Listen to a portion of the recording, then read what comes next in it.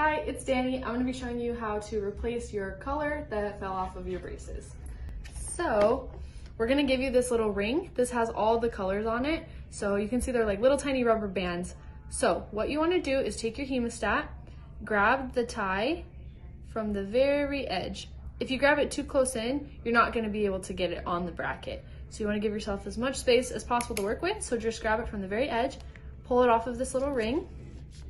And then whatever bracket that it's missing on, you're gonna take the color, and they have all the 4 little hooks. So you wanna take the color and put it on one hook and then do the one on top of it.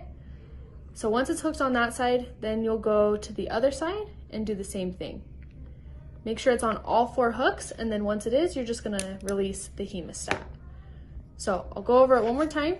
So you're gonna grab the color from the very edge, pull it off, and then put it on one side of your bracket. Once it's secure on that side, pull it to the other side, secure it on those 2 hooks.